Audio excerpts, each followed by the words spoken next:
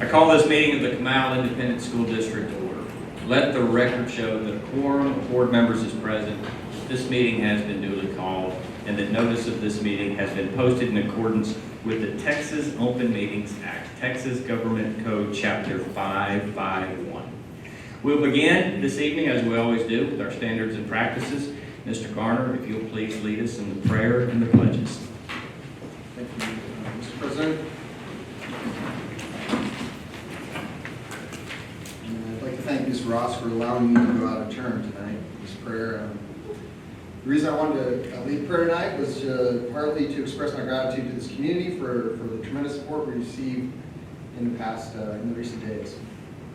Dear Lord, we thank you this evening for all your blessings and ask for your goodness, love, and wisdom to be present among us this evening. We thank you for keeping Layla, Adamari, and Audrey safe last week after a poor decision put them in harm's way.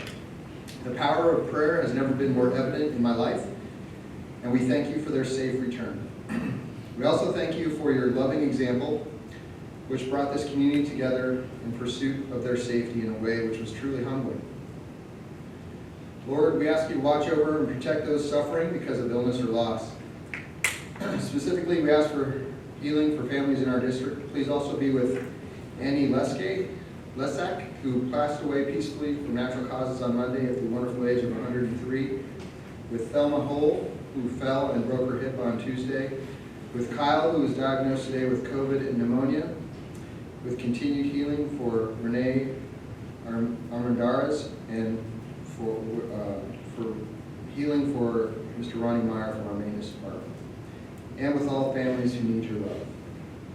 Lord, we thank you for our teachers and staff who have provided outstanding servant leadership in this most difficult of school years. Please bless them with the stamina to finish this year strong as we look to the future. Finally, Lord, we ask you to bless our graduating seniors with resiliency and purpose as they move on to the next chapter of your lives. In your name we pray. Amen. Amen. Allegiance to the flag of the United States of America and to the republic for which it stands, one nation, under God, indivisible, with liberty and justice for all. On the Texas flag, I pledge allegiance to thee, Texas, one state, under God, one and indivisible.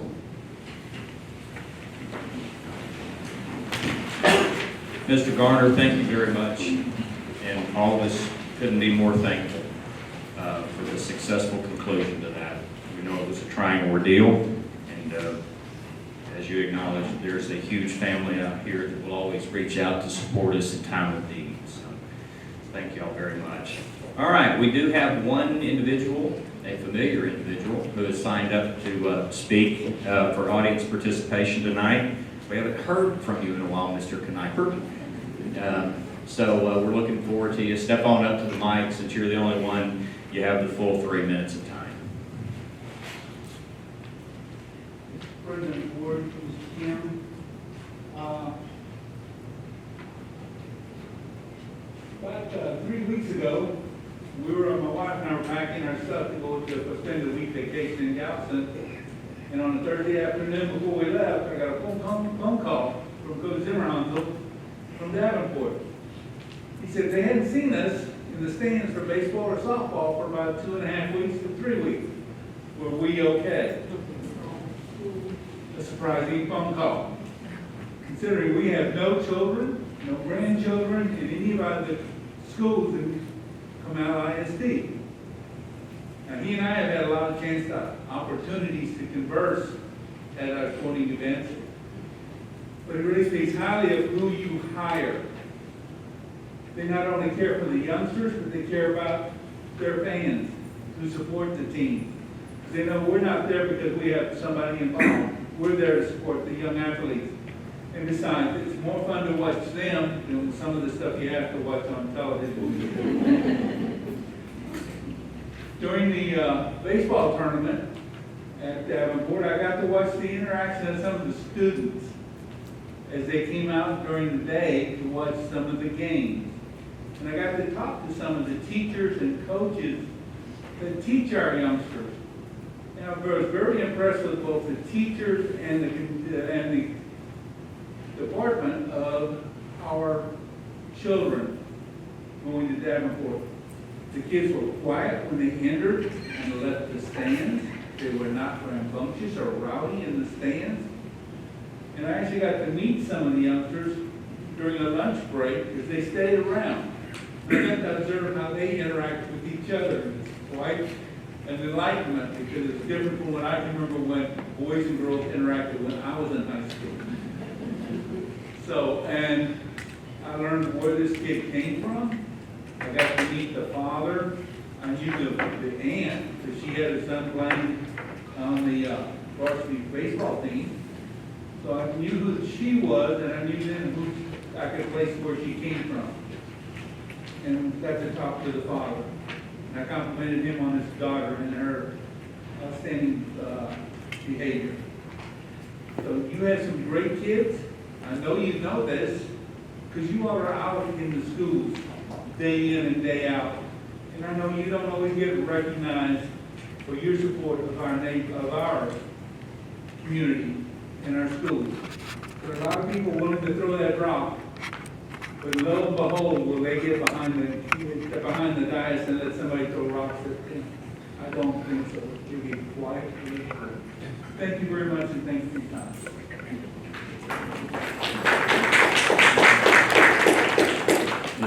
Mr. Kniper, we appreciate your unrelenting support of the school district. Thank you, sir. Okay, Mr. Stanford, board recognition. Good evening, Mr. President, Board of Trustees, and Superintendent Kim. Tonight we have both in-person and virtual recognitions of teachers, staff, and students for honors that they have earned recently. And we're going to begin this evening by recognizing 7 staff members who are joining us who have just completed the district's Leadership Academy for Aspiring Leaders. This program is designed to help strengthen leadership skills and bridge the gap between theory and practice for teachers who aspire to move into leadership roles. They have completed a series of monthly sessions throughout the school year. And so tonight we are proud to present our 2020-2021 Comal ISD Leadership Academy graduates. We will start with Natalie Abbott from Morningside Elementary.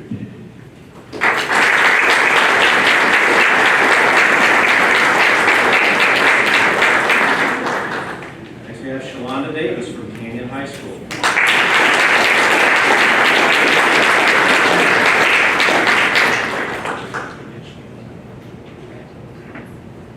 Next we have Valerie Ari from Oak Creek Elementary.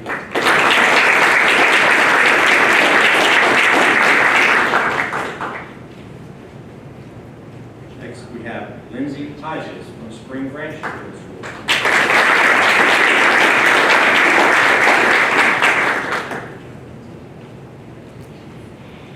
Leanne Miller, Hoffman Lane Elementary.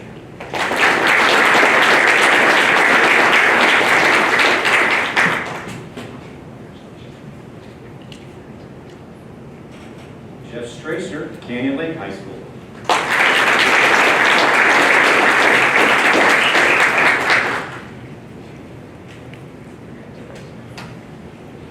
And Jody Tyler Rathke, Indian Springs Elementary.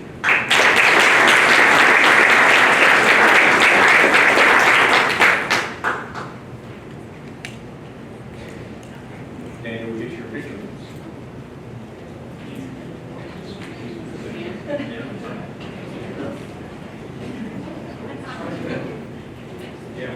I still made it.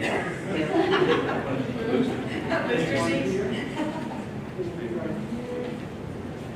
Actually, this one? I have nowhere to sit. Miss Ross?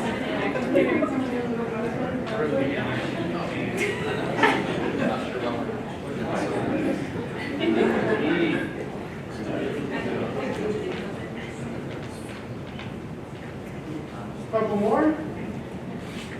1, 2, 3. Congratulations.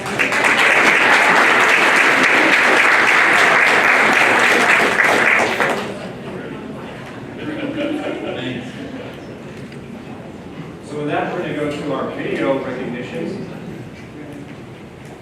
And we'll recognize some of our students, staff, and a special thank you from Jackie's son to those who helped during our our recent snowstorm. This evening, we begin our recognitions with one National Merit finalist from Canyon Lake High School, Madison Crowder. Madison is currently enlisted in the Texas Army National Guard and will attend Texas A&M University to study political science. Congratulations, Madison. Now we would like to recognize the Comal ISD Bass Fishing for earning the Hill Country Division Team of the Year Award. The team was coached by Jason Poppy at Smithson Valley High School, Ryan Freck at Canyon High School, and Philip Passia at Davenport High School. In addition, Cade Dornberg and Braxton Alexander were named Anglers of the Year, and 8 student anglers have qualified for the state tournament: Hunter Beatty, Evan Velez, Evan Cope, Chandler Banks, Grady King, Kyle Lamprecht, Mason McClellan, and Ryder Cunningham. Our next recognition highlights one of our speech-language pathologists. Jennifer Fonsteel has been instrumental in ensuring that the COVID-19 mass vaccination clinics run smoothly, spending all of her extra time, including her vacation days, to volunteer. Thank you, Jennifer, for your dedication to our community and your leadership. That brings us to our final recognition. While several campuses were impacted by February's snow and freeze, one was hit the hardest: Specht Elementary. Principal Jackie Sunt and her staff were overwhelmed by the support they received from the Comal ISD community. She wanted to say a special thank you. Greetings from Arlen C. Elementary in the multi-purpose room, also known as my office, the motor lab, and a multitude of other things. I want to thank you for this opportunity to express our gratitude at Specht Elementary to our community for the amazing giving campaign that has happened as a result of SNOVID. The outpouring of generosity from our 589 square miles and beyond has been nothing short of remarkable. I want to thank my immediate supervisors, Krista Moffett and Amy Malone. From the moment this whole thing started, they were right there calling me, reaching out and encouraging me and supporting me so that I could in turn support our team at Specht Elementary. I also want to thank Mr. Kim, who has provided great leadership through this process. I have to choose out some groups right now who have really just gone above and beyond, and I will start with our maintenance team. From the time the alarm started going off, the maintenance team was there, starting the mitigation process, cleaning out debris, overseeing contractors. The maintenance team has been phenomenal, and Mike McCullough has provided that group great leadership, so thank you for that. Our transportation department, wow, you talk about jumping right in. They have routed kids and rerouted kids. Their communication with parents, with us, has just been really fantastic, and we're so appreciative, as are our parents. I want to thank the support services staff group that showed up bright and early at Specht Elementary and started packing boxes with our teachers, consoling teachers who were devastated from the loss in their classroom, and just being ready to do anything that was needed to be done on that day. I have to thank our technology and curriculum and instruction team. All of those challenges that we face day in and day out, they've just really been phenomenal. And then of course the giving campaign, which I can't adequately thank our entire community for all that has been given to us, but again, I'm gonna try. I'll start with Timberwood Park Elementary School. They created teacher goodie bags, and on the first day at our temporary location, each staff member received a very special goodie bag with teacher supplies in it and a little Post-it note that had an anonymous phone number in it that said, "Text this number if you need something." So that was super special. Mary Stoltz in Indian Springs spearheaded the teacher supply store. The hundreds of teachers in our district who gave to that store, parents and staff and community members who just made tremendous donations for our teachers to begin replacing their lost items.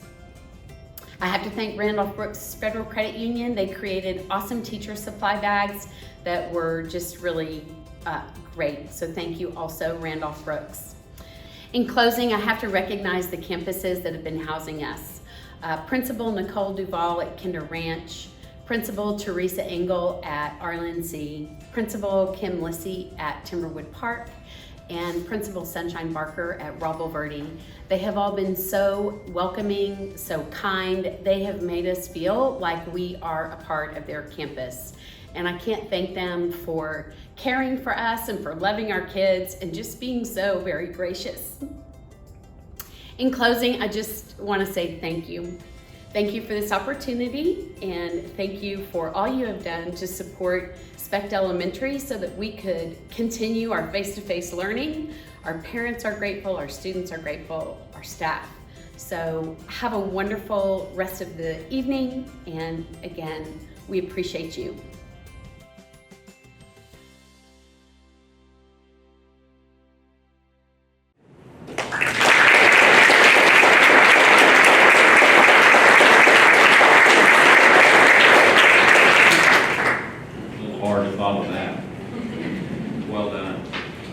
Just a couple of things tonight from my chair before we get into the meat of the agenda. If I have the count right, Mr. Kim, there are 19 instructional days left. I can't believe you don't know. I believe it's 19, and I don't know if we consider the last day of school an instructional day. But we're trying to do it next week. But either way you look at it, about 4 weeks to go. And I say the same thing every time this year when I've been in this chair. We also pray for those graduating seniors, Mr. Miller, that they'll continue to make good decisions here these last 4 weeks, and they'll finish strong. That's right, finish right. But for our teachers as well, because I know the challenge it's been this year, but they've done a phenomenal job. Yeah, I'll take a little bit of liberty tonight, and I wanted to mention what's happened to Canyon High School over the course of this year. And again, this speaks to, again, the decisions that we made as a district, that we would open and we would do as much as we could to keep normalcy in the classrooms and on the playing fields. Canyon's going to finish this year with more district championships than in school history. Pretty heck of an accomplishment, yeah. Under the circumstances with everything we had going on, that is just really a wonderful recognition, and it's worth noting. Every day is bringing us one step closer to that journey, and I think we're all excited about closing this one out. At our recent workshop a couple of weeks ago, we started that discussion about what's going to happen next going into the fall. We've got some difficult budget decisions to make. Now, hopefully, some of the good news that was released yesterday, that the ESSER funds are now going to be made available. Not sure again yet for sure what that's going to look like. And at the right time, Mr. Kim, Mr. Anderson will bring us that data. But hopefully that's going to close some of those gaps as we're, at the onset looking to perhaps have to adopt a deficit budget, something we've not done that I can recall in at least 12 to 15 years. So hopefully we've got a pathway around that. And Mr. Kim, your efforts at the state level with legislators, TDA, to address the fast growth allotment, we appreciate the way you're leaning in to work to the benefit of CISD. We know that will make a difference. It always has in the past. And again, just at the end of the day, board members, I want to tell you again, it's been an honor and privilege over the course of this past year, especially you all of us together have had to make some very difficult decisions, and especially in this year of this pandemic, and there wasn't a playbook for it. And I think at every meeting, at every time there was one of those significant decisions, we worked hard to do the best we could to make the right decision. And with all of it, it's an emotional decision. There are emotional outcomes, and it can be very divisive. But you all have handled it as exceptional professionals. And coming from me, I just want to tell you thank you for what you have done. You deserve that. You've done a great job, and I would ask y'all to give them all a round of applause.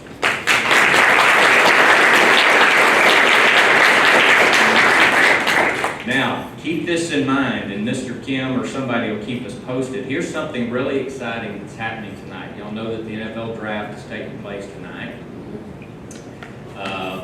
that your team gets what they need, so that maybe they'll have a chance to beat my Bucks. I don't think it's going to happen, but good luck with all that. Anyway, we have a Smithson Valley graduate that likely could go in the first round tonight. Trayvon Morey. He's at TCU, so you're thinking that it could very well happen, huh? It will? All right. So that will be a first. Will that be a first in district history, I think? That's awesome. So we'll be watching that, and then Mr. Stanford, hopefully we can get some good PR and good press out there about that. So let's pray for that young man and his family. What an exciting time that has to be. Holy cow. That is just really wonderful. Do you have any idea where he might end up? Baltimore. Okay. All right. Well, either way, that would be a great thing. All right. Hey, listen, we've got a really exciting agenda tonight, in my opinion, and the reason for that is we get to hear from our PTA. And I've got to tell you, if you want to come on up to the mic, Ashley, that's fine. These folks have done, again, a phenomenal job in the year of COVID with the way you all have had to manage your business as well. Continue to try to keep engagement on the campuses, keep folks involved with the limitations that were out there with parents being able to be on those campuses. But Ms. Heim, y'all have done a wonderful job with it and have stayed the course and again have stood strong amongst all the challenges you face. So thank you very much. The mic is yours. Thank you. So we are required by Texas PTA to give an annual update or report to you guys, so that's what I'm going to do tonight. The council board and I would like to start off by saying thank you guys. Thank you for your continued dedication and support to the students of Comal ISD. As volunteers ourselves, we know and truly understand the time and sacrifice that it takes. We started the years with a lot of questions and concerns about how we could even PTA in a pandemic. We drew up a strategic plan and started our year with many contingencies, not knowing how everything would play out. Texas PTA handed us a huge goal of 12,000 members. Last year, our membership totaled 11,179. And this year, we are currently sitting at 9,619 members.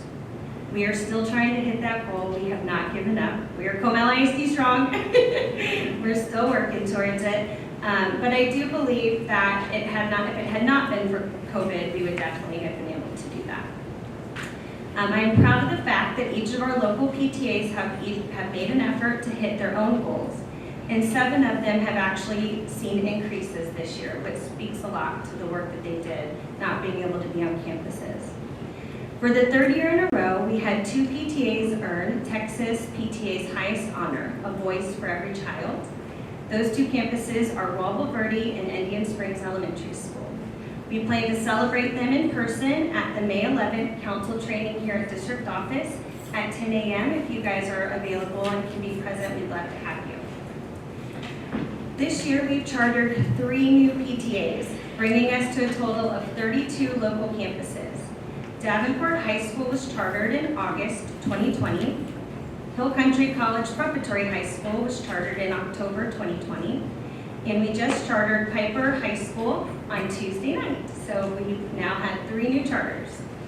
30 of our current 31 local campuses have achieved a Golden Apple Award with Texas PTA, which means that 100% of faculty and staff are members. So that is huge. That's the most we've ever seen in our district.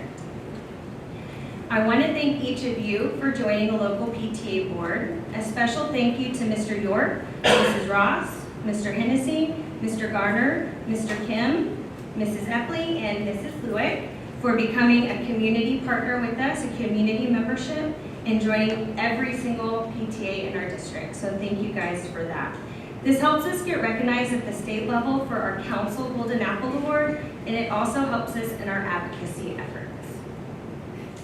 Over the summer and early fall, Mr. Kim, Mrs. Epley, and I hosted 3 principal president trainings. Our main focus was for them to strengthen the communication and partnership between them. We also wanted them to realize the importance of PTA and what we are truly here to do. We are not just a fundraising organization, but we are here as advocates for our children and to engage and empower families. We had planned to host our third annual Back to the Future Kids and Family Expo in early March as a drive-through event. However, the winter storms opened our eyes to the immediate need of the families in our district that were without power and water. Our Back to the Future Chair, Limo Richardson, did a fantastic job hosting a food drive at some of the local campuses and raised $4,550 for us to donate directly to communities and schools. This helped the students in our district that had immediate food needs before they left for spring break. Having our closed closet open during a pandemic was also a challenge, but with the help of Mrs. Epley and Mr. McCullough, we were able to safely open our doors and now have served 100 students this year. What that means is we've given out 500 pairs of socks, 500 pairs of underwear, 500 pants, 500 tops, shorts, and 100 jackets to students in our district. Our closed closet chair, Shannon Bailey, and I would like you to come out and visit the closed closet on a Wednesday anytime between 10 and 2, or on the first Saturday of every month between 10 and 2. We'd love to see you guys to see what the closed closet is all about. When I took the position of council president this year, my mentor charged me with creating a Leaders Academy. This year, I am proud to say that even with all the challenges we faced, we were still able to graduate our inaugural class. While in office, I hope to continue growing and enhancing this program and look forward to watching what it becomes and watching what these future leaders do in our district. In May of last year, I had a very different idea of what council PTA would look like. I'd like to say that I'm very grateful for the mentors that have helped me along the way. Mrs. Ross, Mrs. Cope, Mrs. Doss, Mrs. Epley, Mrs. Ayala, and Mr. Kim. Without their advice and encouragement, I don't know how I would have handled this year. Thank you again for all that you do for our children in our district. Thank you for your continued support of PTA, and thank you for your time this evening.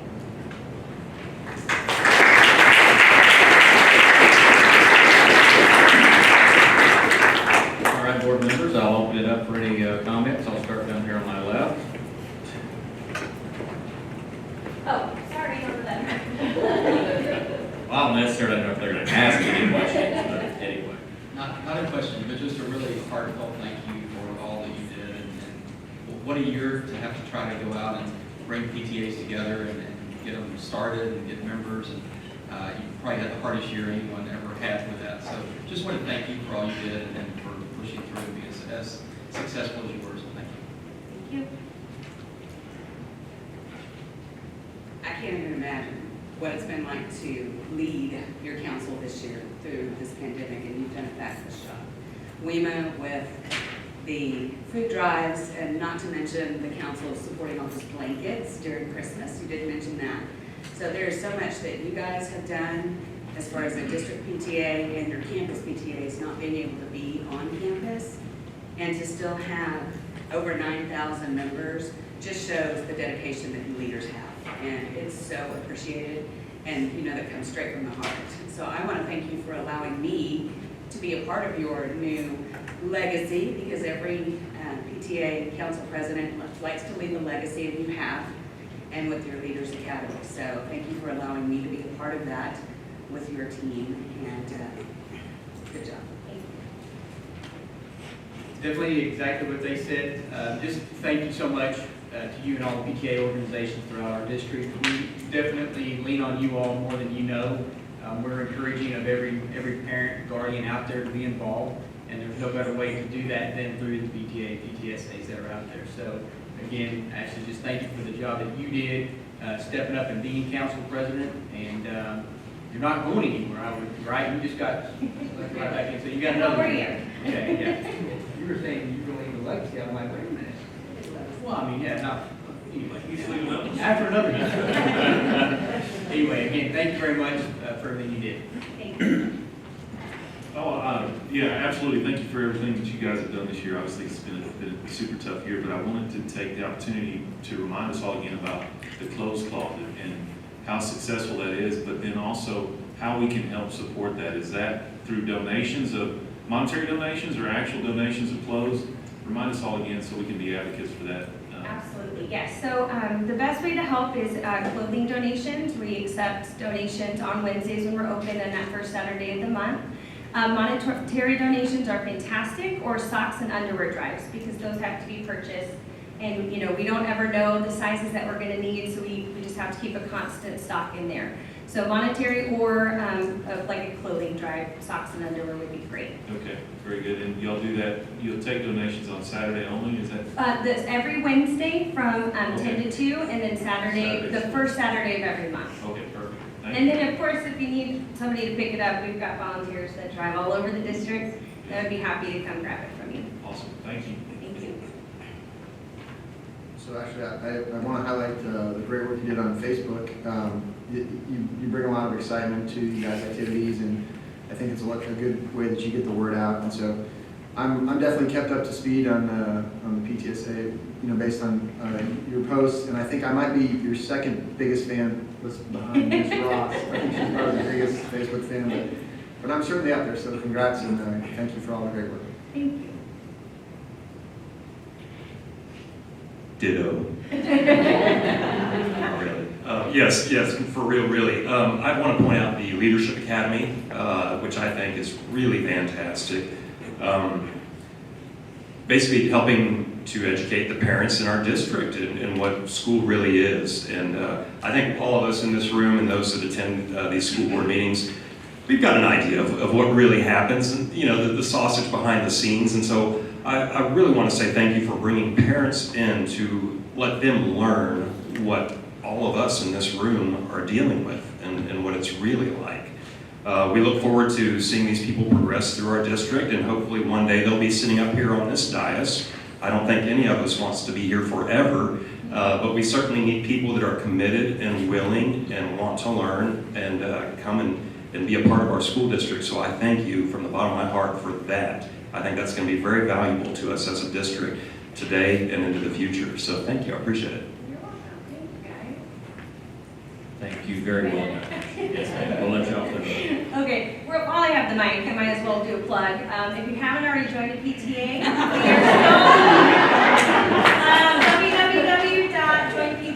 www.joinpta.org. You can select any campus. Make sure you pick Comal ISD, but then you can select any campus to join. We appreciate you guys. Thank you.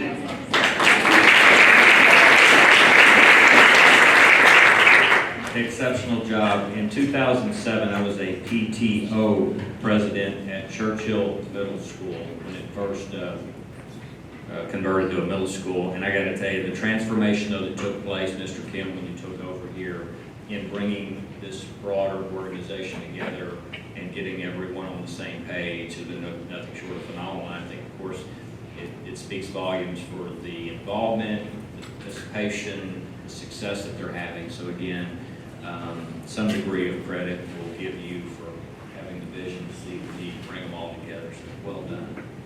Y'all keep up the great work. All right, Mr. Stanford, let's talk about building schools, buying land, and investing in technology. Good evening, Mr. President, board members, and Kim. Tonight we are continuing our discussion related to Bond 2021. As you recall at our last meeting, we did a quick review of where we left off with our bond discussion back in the fall. And if you recall, we broke into groups where you all provided some input into areas where you wanted us to focus on. Perhaps one of the most common refrains we heard from you guys last time was the emphasis on land. And as such, the first of our two presentations this evening will have Mr. McCullough sharing with you our process for identifying our land needs. He's going to talk about our current inventory and what we are actively pursuing. And then our recommendation for the amount of dollars that should be allocated for land in this bond package. Our second presentation this evening will be on technology. Our original plan was to bring this presentation back to you in December, but with the delay, we set that aside. So tonight, Mr. Brown will be sharing with you our recommendation for technology in this bond.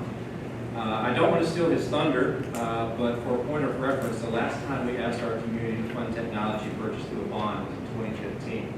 So we have made that technology, that purchase stretch out for a number of years. So we're going to be sharing what we're looking for this bond.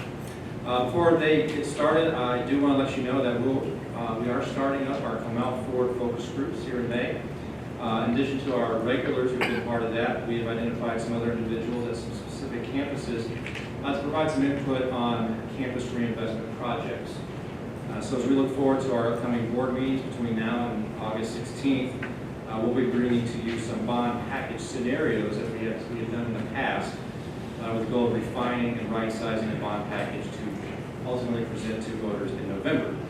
So with that, I would like to now turn it over to Mr. McCullough, who will share his land presentation. Thank you, Mr. Stanton. Good evening, Mr. President, trustees, Mr. Kim. This evening, I'd like to present information around administration's recommendation for real estate purchase to be included in bond 2021. You'll hear about how the district determines land need, the current projections for land need, current pricing information, as well as a 10-year needs outlook for real estate purchases. With that said, let's go ahead. So this time lapse of Creekside area development is representative of the growth in our district. If you pay attention to the screen, you can kind of see how this development fills in. And it's a mix of commercial and residential development. What we're trying to show here is the amount of growth that our area is seeing. And this is only a snapshot of a small area of our district. Well, maybe ask yourself, well, how do we get ahead of this and how do we know where to look with so much growth occurring? To start, we use the traditional methods of demographic projections, building permits, text out road development plans to help identify where new developments are coming in. In addition, we've also fostered relationships with developers and real estate brokers in the area to get more preliminary information ahead of the official channels. This allows the district to be a part of the master planning efforts, thus reducing the overall cost and site development burden on the district.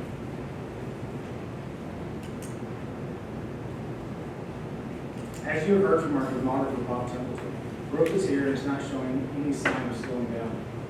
15% increase year-over-year in home closings and a reduction in available existing inventory is creating a high demand for builder-grade homes around the district. We have learned over time that these homes are more affordable for younger families, which means these newer neighborhoods built for schools. On the next two slides, you will see the 10-year growth projections by school. At the elementary level, based on current information, we will need to address growth of Clear Spring Freiheit, Garden Ridge Morningside, Kinder Ranch, Speck, Timberwood Park, Hoffman Lane, Oak Creek, as well as Johnson Ranch and Woodwood. Moving on to our secondary campuses, Canyon Middle, Piper Ranch Middle, and Canyon High School currently show need for relief within this time frame. It's important to note that the CHS and CMS projections do not include anticipated student growth for the upcoming Mayfair development on North I-35. We are expecting upwards of 4,000 to 6,000 homes, apartments, condominiums in this development. This heat map is a visual representation of the cause of the projections you just saw. As you can see, there's major growth in the US 281 and I-35, North I-35 corridors. We anticipate that I-35 North will be moved into the red category once the Mayfair project is kicked off. Next, I want to provide some general information about the land pricing we are seeing right now. And I want to emphasize it right now. I'm afraid the days of buying property by the acre are in the past. The prices we see are marketed and sold by the square foot. What we are seeing on the 281 corridors are properties in the 2 to 350 per square foot range. This equates to anywhere between $87,000 to $152,000 per acre. Along the I-35 corridor and north of Canyon Lake, we're encountering prices in the $1 to $1.75 square foot, $1.75 per square foot, or $43,000 to $76,000 per acre. It's important to note that pricing varies based on many factors, such as location, sewer, water, gas availability, road infrastructure, and property size. For example, having access to existing sewer infrastructure can save the district anywhere between $1 to $2 million per site in construction costs due to not having to build treatment plants and extra acres for drain fields. Next, I'd like to briefly review the property currently owned by the district. Sites 1 and 2 were acquired for the construction of elementary 19 and 20. Site 8 for middle school number 8, all of which are proposed in bond 2021. Sites 5, 6, and 7 are represented with the elementary, middle, and high school sites acquired in the Pine Creek subdivision. Site 3 is located within the Village Oak subdivision, and Site 4 is a 40-acre parcel off 281 north of 46. Both of these sites were acquired more than 10 years ago, and at this time, the district has not designated use for these sites. To complete the picture of our 10-year landing for school sites, now presenting sites that are either under contract or being actively scouted for school sites. Site number 9, located off Warfield near Piper Ranch Middle School, is a proposed future elementary site slated to account for known future growth at Timberwood Park, Speck Elementary, and Kinder Ranch Elementary Schools, by the soon-to-expand Kinder Ranch subdivision. Sites 10, 11, 12, and 13 on the North I-35 corridor account for 2 elementary schools, 1 middle school, and 1 comprehensive high school site. These sites will accommodate growth at Hoffman Lane, Old Creek, Canyon Middle, and High School, as well as account for the expected student growth in the Mayfair Development. Site 14 will be needed in the next few years to address growth at Johnson Ranch Elementary. At this point, as the only site that has not been identified or under contract for the anticipated need in the next 10 years. The district is recommending $40 billion to be included in bond 2021 to fulfill the known site needs for the next 10 years of school construction. The recommended dollar amount includes money for 5 elementary sites, 3 middle school sites, and 2 comprehensive high school sites. Board, if you recall, a resolution was passed for Honey Creek Middle School 8 and Warfield Elementary sites to be purchased out of fund balance and replenished with successful bond in November of 2021. The remaining real estate dollars in the proposed amount will cover the remaining needs presented this evening. To recap, the proposed $40 million will address the need for the known growth at Timberwood Park, Kinder Ranch, Speck, Johnson Ranch, Hoffman Lane, Oak Creek, Canyon Middle, Piper Ranch, Canyon High, as well as the additional growth related to Mayfair and Pine Creek developments. This last slide looks at the timeline for future potential bonds. You will notice we have included land and future bond issues, in which we plan on maintaining a 10-year outlook at each interval. The size, growth rate, and growth patterns of our district make it difficult to accurately project too far beyond that time frame. And with that, I'll take any questions you may have about the proposed real estate dollars associated with bond 2021. Thank you, Mr. McKellar. We will begin, Ms. Ross, with you. Thank you for your presentation, Mr. McCoy. So the 10-year outlook, I think, is very smart.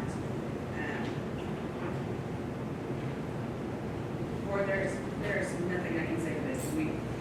Land is going to be gone before you know it. The price is going up. I think this is just a given that we have to do this because we have to plan for the future. A long time ago, this should have been thought about prior to this administration, and it wasn't. And it needs to happen.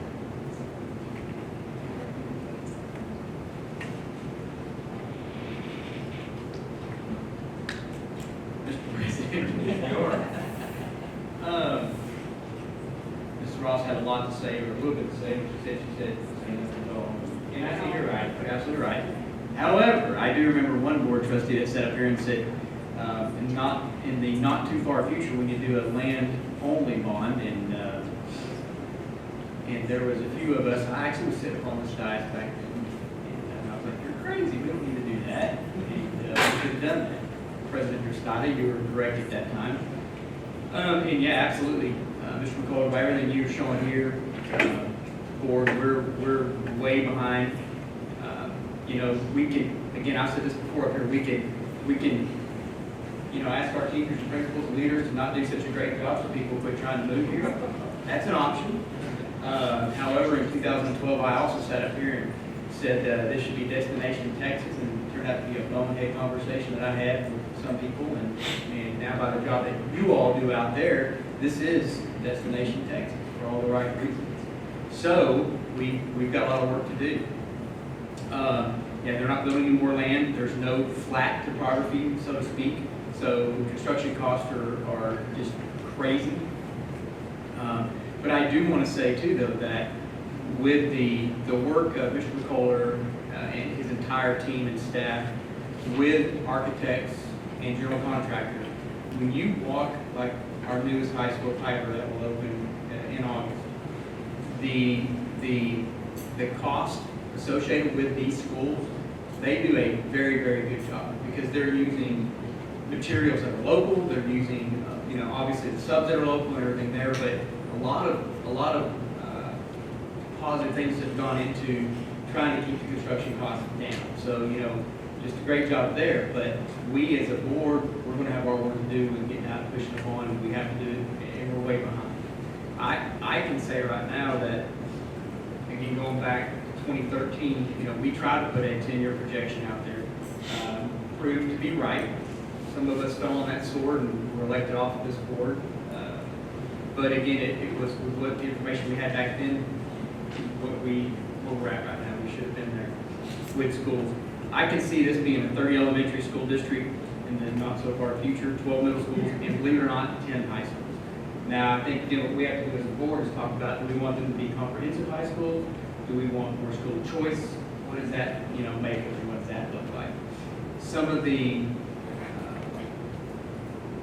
information we get from Mr. Templeton and his crew with, with the growth and everything, that's really going to help us determine also if it's a comprehensive high school or if we can do school of choice. Because some areas you can't do a school of choice. We're going to have to build schools that can accommodate 2,500 plus students. So, but anyway, yeah, we definitely have our work cut out for us.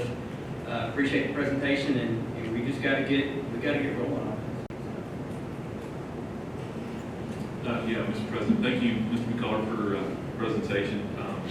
Obviously, I think we all know that we got to play a little bit of catch-up from a land perspective.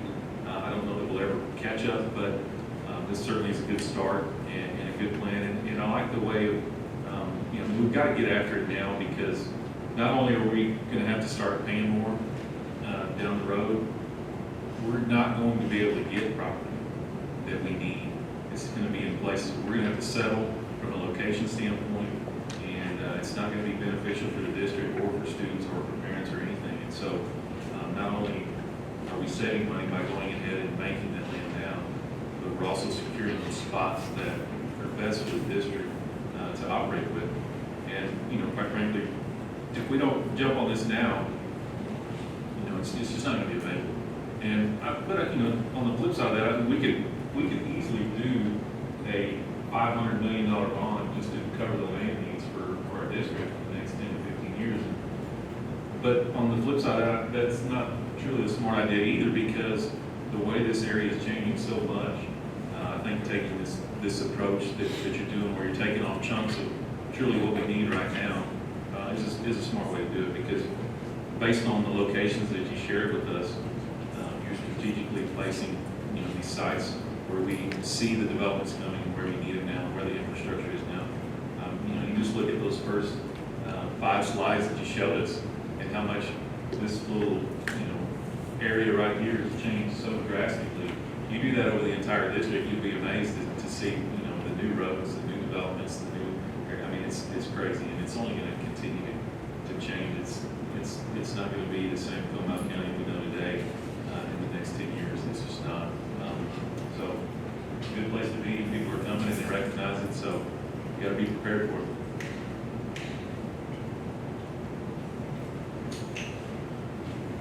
Mr. President, Mr. Coles, I appreciate the presentation. I think we have a lot of confidence in your and your team's ability to make smart choices.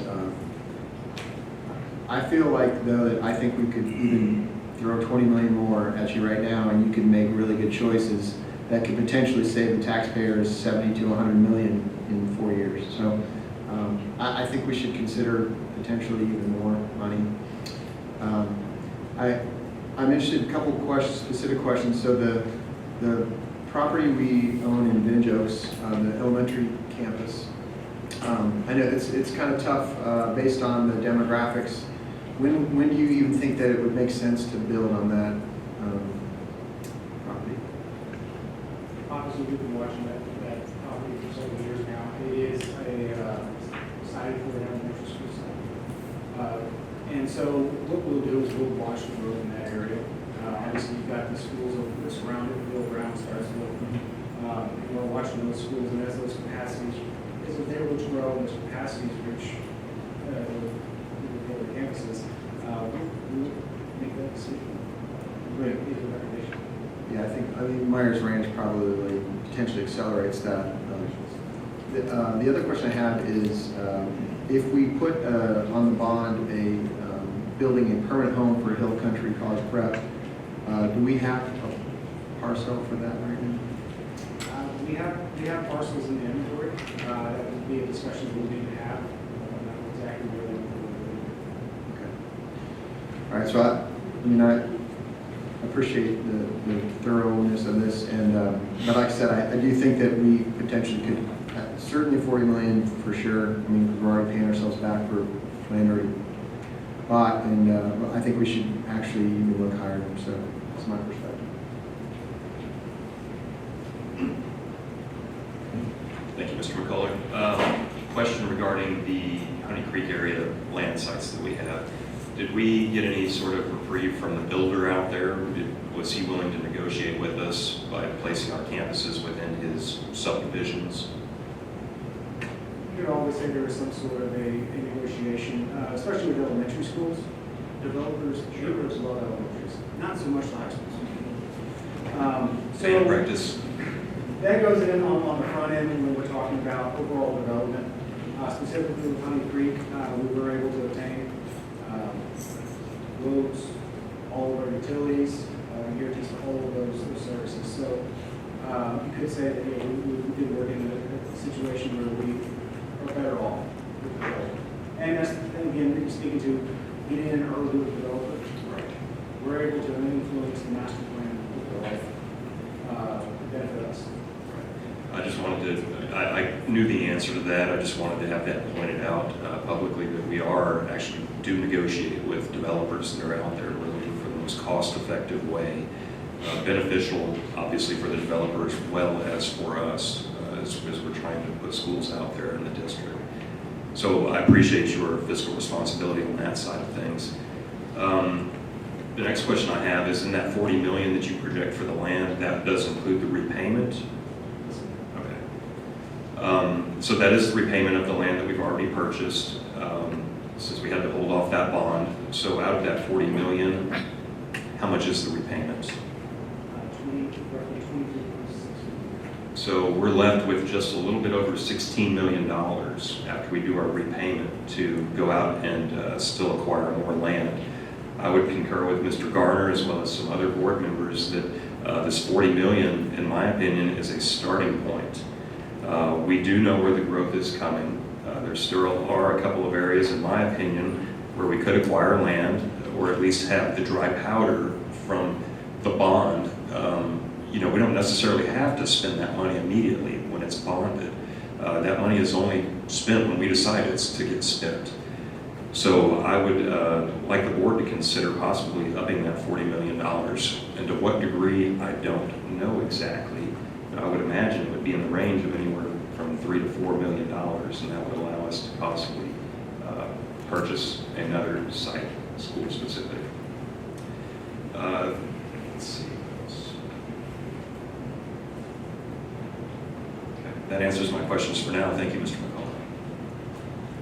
So Mr. McKellar, the land you're talking about was projected for schools over what period of time? Was that the 10 years you mentioned? Yes, sir, 10 years. So if I look at that, and I look at us adding 1,200 students a year, you project 5 elementaries during that time, and 3 middles, I believe, was what the slide was. That seems too low. It seems like you're going to need more schools during the 10-year period if we continue believing our demographer with the type of growth. And to echo exactly what Mr. Garner and Mr. Hennessy had mentioned. 40 million of new land, I think, is too low. And if Mr. Hennessy's numbers are right on the amount that would actually be for new land, then we're way too low. I also did some quick math on how much per acre that is, and it seems lower than the amount per acre that we will likely be needing. So, Mr. Hennessy, I hate to disagree with you, but I don't think that's a $3 to $4 million increase. I think that's like a $10 or $20 million increase for the math to work. I can't see any way possible that you're going to get there without that. And a question that I think would be really useful for us to see, Mr. McKellar, is what has the price of land changed from over the last 10 years? You know, maybe every 5 years or every few years. And if we look at that appreciation rate, board members, if we were to spend 50 or 60 million right now, if we waited the 10 years, you know, we'll be spending 150 million or some really large number. So I think that'll be a very interesting calculation for us to see what would land cost us now and what will it cost us later if we wait. And I think, Mr. Hennessy and Garner, you're exactly right. We do need to be a little more aggressive in this area right now because it's going to get progressively or exponentially worse. Thank you, Mr. Mr. President, a couple things to follow up to is just in with what Mr. My board member to the right and Dr. Bartlett to the left said too, but it's also construction cost escalation. I know the United States is about 6%. Here locally, where are we at? You know, We're estimating 12%. 12%. The thing too is I know right now, and everybody has always said in the industry that Texas is somewhat protected. We're in a little bubble ourselves down here. But no matter how good, if you will, it gets or how costly it gets, it's going to come down at some point in time. Construction cost, potentially. But I don't foresee it will ever be what it once was. It'll go so high, they'll make us think it's, oh yeah, it's coming way down. But land prices, you can forget it. So, a healthy discussion to have would be, what is the right amount to put on this bond for land purchases? What do you see out there? What do the brokers see out there? But then again, as we do look at that 10-year projection, then we got to fall back also over to Mr. Anderson's department and say, well, if we pass these bonds and we do this, will we have the money to open these schools? Because again, as it's been proven this year, the legislative session has proved that they're not going to do anything. They're not going to change their mentality and give us, or allot us more, when I should say give. So those are things too that, board, as we do move forward and have these conversations, we have to think about that as well when we afford to open these schools. We don't want to be a Forney, Texas, where you build all those 5 high schools and then 3 of them sat vacant for 2 or 3 years till they had the M&O monies to open them up. So those are just a couple more thoughts and comments I had.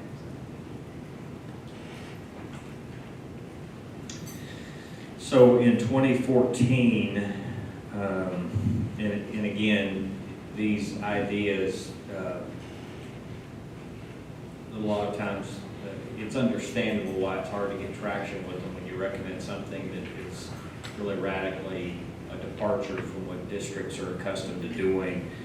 So in 14, the recommendation was a $50 million land-only bond coming off the heels of what happened with the 13 call. And then in 18, I proposed $60 million, and you guys continue to laugh at me, and that's okay. And then I think 2 years ago, we tried again. I'm encouraged that you all have finally come around and are eating the porridge with me finally. I'm just being facetious about it. The reality is those would have been difficult decisions, and there's no guarantees that the voters would have embraced a land-only bond anyway. I think it may have been an uphill battle, but then again, maybe not when you see the projections that we've had. And that's the thing about why I was convinced it could have worked, because we have done a very good job of accurately projecting where the growth is, where the need is, and the numbers continue to merit it. I do believe that you have a consensus from across the dais. There's a consensus, Mr. McKellar, Mr. Kim, that we go back and look to incorporate some additional dollars. And again, what we're doing is land banking. It really has nothing to do with whether or not we can potentially open buildings at any set point in time.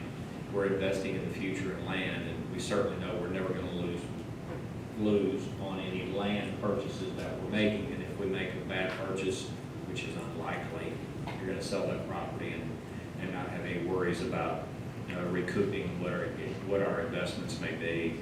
So do you have enough of an idea now of where we're looking for? I think Mr. Bartlett made it, really put a fine point on it, at looking at those prior and future projection costs to help determine whether or not perhaps there are some additional. I would kind of approach it that way.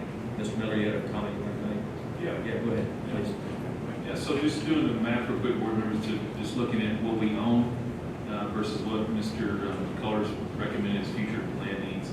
So right now, we own currently 6 elementary school sites,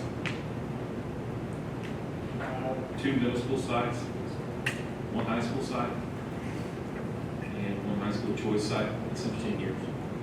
Yeah, and so, and then your future land needs is 3 elementary sites, 1 middle school, 1 high school, actually 4 elementary sites, right? Yeah. So in regards to, and that kind of takes us through 2027, right? Essentially based on the calendar that you laid out there. On the 10 years, so there's be 2029. That would be for the future land needs, right? What I'm saying is through 2027, based on actual projects that we're going to pitch in future bonds, right? Upcoming bond, 2 future bonds. Will take us essentially through 2027, build outs or starting the construction. So we're not in bad shape. I just wanted to kind of bring us back to a little bit of reality from the number of where we are and what we need. So not saying I'm not supportive of increasing or whatever. We're in decent shape for the projects that we've got coming up. And I think the locations, are fairly favorable for where we're going to need, especially elementaries, obviously middle schools. So again, not necessarily opposing drastically increasing it, but I think we're in decent shape, guys. Mr. York? Mr. President, I apologize, I have something else too. Mr. McCullough, at Vinnie Jokes, is it slated for elementary school only as per the development, or is it just the acreage that's there? The size. It's right at 25 acres, would be suitable for anything bigger. Because, you also have to wonder about the yield that would come out of the houses and the price point that they are there at Vinnie Jokes. So then, board, so as we talk about another, Hill Country School of Choice over there, is that a location potentially be thinking about talking about? But there's Vinnie Jokes. I'm not saying yay or nay. I'm just saying, think outside the box maybe a little bit. Plus the property that we've got up north at the river, 40 acres there. Is that a location that potentially? Because we still don't have. I shouldn't say still don't have. But we do not have what Loma Ranch looks like. We don't know what the development also on 281 north of the river looks like, plus the land that just sold north of the Spring Branch Post Office that just closed. We don't know what that looks like, so we don't know the yields, the price point of houses and stuff that are going to be going there. That's what's going to attract, the people with elementary school age kids and growing. So just, thoughts about that. And then I would be interested to know what that, I know we talked about Mitchell Road, and it's just a horrible topography site, but, is it going to come down one of these days that we have to do something over there, and it's a multi-level like we've done at Piper High School? I don't know, but let's just be thinking about all that too. Anyone else? All right, well, I think the vision is look forward. All right, you ready to move into technology?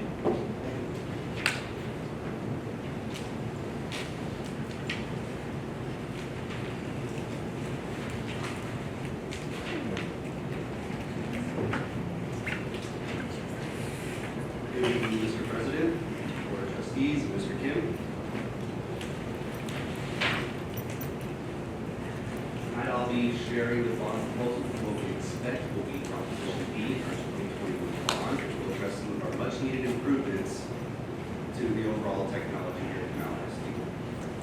When we think of technology in K-12, we often only think of internet access and computers. Technology supports the business of K-12 as well, to include security cameras, badge access to buildings, 911 services, and our business operations like Teams and payroll. Before talking about where we're going, let's take a look at the 2015 bond. Our total bond package was $21.3 million. And this included student devices at elementary, middle, and high schools.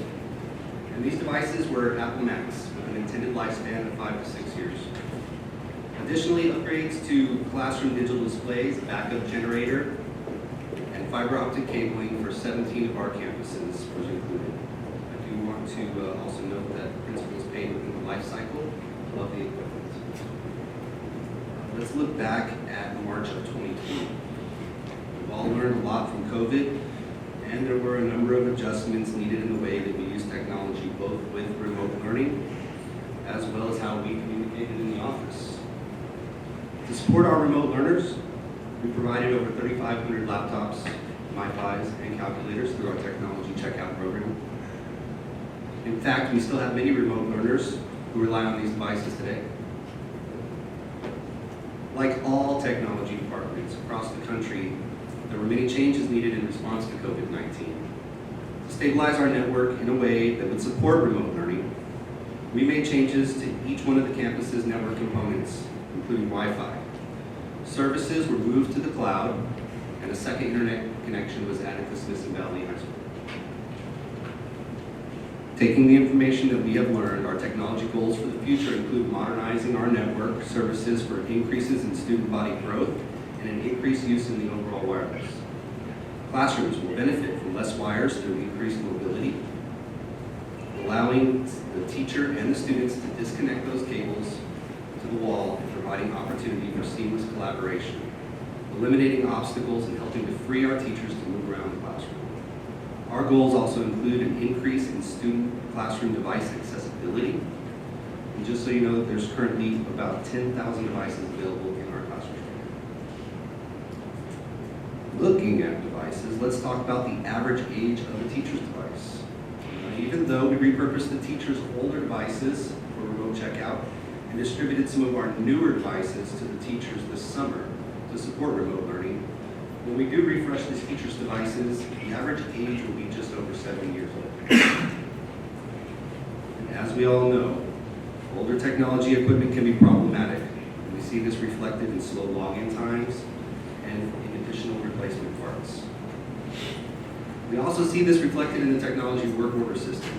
To date, we have completed 15,700 tickets with an average response time of 2 days and an average resolution time of between 3 and 4 days. And we are constantly evaluating opportunities for us to improve. One additional area that can result in those slow logins or performance issues is the age of the networking equipment.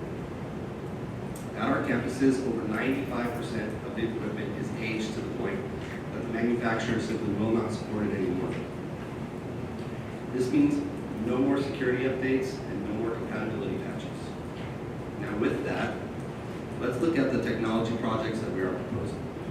We'll be focusing on campus devices as well as our security and network improvements that support our classrooms.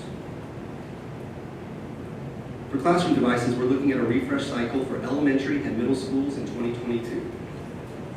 And for high schools, it will be refreshed in 2023. Those student devices will be touchscreen Chromebooks. Teachers will receive new devices before the 2023 school year begins. In the classroom, we will have reliable charging stations and safe storage for all of our devices, as well as refreshed document cameras with improved clarity and functionality. And we're proposing wireless screen sharing as a new feature to our classrooms. It's important to note that screen sharing and digital displays are two separate items that work together. And we'll talk about those digital displays in just a moment. One of the areas teachers would like to see improvements to our technology is to not be tethered to the wall. To address this concern and increase opportunities for collaboration and mobility in the classroom, we're looking at multiple products. To free the teachers from the single wall in their classroom and allow them to station themselves anywhere that they feel that they will be most effective in the classroom. I had the opportunity to go to Garden Ridge Elementary School and visit with some of those teachers and observe how they're using their technology. And one of the things that they brought up the most, and it was observed, was that they really wanted to be able to move around the classroom. We noticed that they would move from the corner where they were tethered with their one HDMI cable out to help the students in the classroom, and then back to advance their screen, then back out to help the students, then back over to the wall. And that's a great cardio workout, but it's not really effective in the classroom.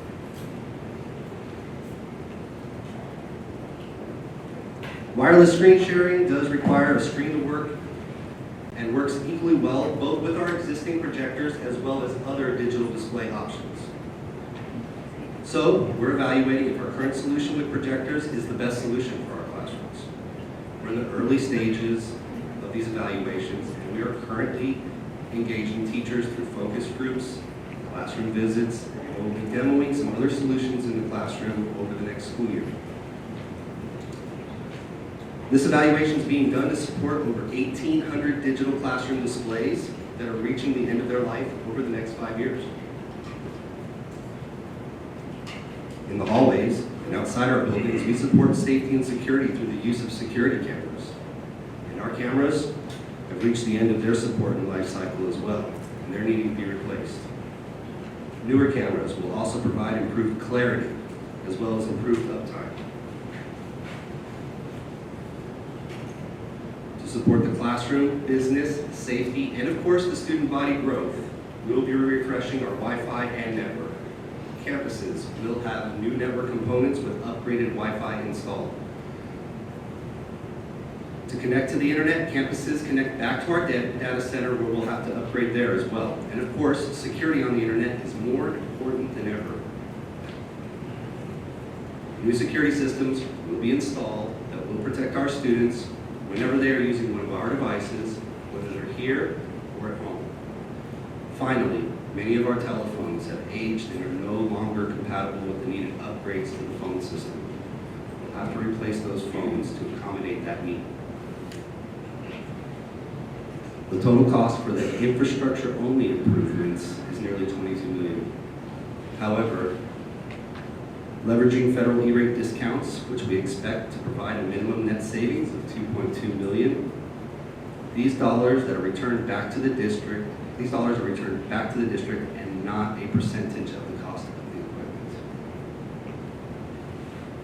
Finally, let's look at the overall package and what we expect to be Proposition D, the technology bond package for 2021. You can see this is a large commitment with a lot of improvement and a lot of work to be done. Our total ask to the taxpayers will be $41.5 million. Our first opportunity to address these needs is the 2021 bond. With technology and district needs both constantly evolving, we know there may be enhancements in other areas in 2023, possibly 2025. Thank you for your time this evening, and I'd like to welcome any questions that you may have. Mr. York.